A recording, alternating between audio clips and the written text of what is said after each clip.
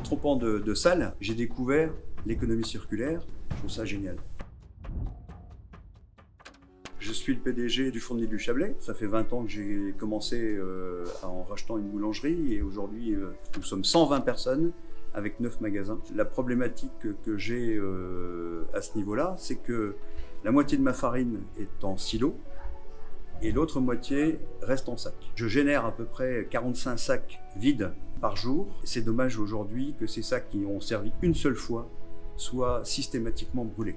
Donc j'étais parti au forum de l'économie circulaire pour essayer de trouver un moyen d'utiliser ces sacs et un moyen de les recycler. Je suis rentré dans une salle et en entendant le titre de la conférence, eh ben, je me suis aperçu que je m'étais trompé de salle. Mais bien m'en a pris. J'ai découvert l'économie circulaire par une expérience qui s'était passée à Saint-Pierre-en-Faucigny. J'ai trouvé ça génial parce que je me suis dit, c'est vrai que on est généralement proche d'autres industries, d'autres entreprises, on ne connaît pas leurs déchets. Et il y a peut-être des choses qui sont valorisables de l'un à l'autre. Et c'est là, de fil en aiguille, qu'en discutant, on n'a pas trouvé la solution pour les sacs. Mais aujourd'hui, on a déjà avancé sur les palettes.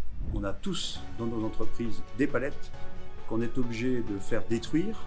On paye pour cette destruction, alors qu'elle peut servir à quelqu'un. Le lycée professionnel du Chablais, avec Jean-Pierre, en le rencontrant, me disait qu'il avait de plus en plus de mal à acheter du bois. Donc son idée, c'était de récupérer du bois de palettes, de le retraiter, de défaire les palettes, et justement de faire des objets utiles à la communauté.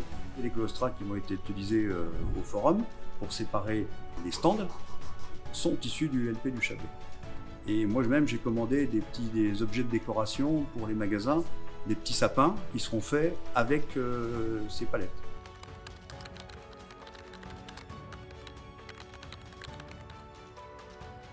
Et mon problème de sac est toujours existant. Puis je me dis qu'en me trompant de salle, peut-être que je vais trouver un autre truc génial.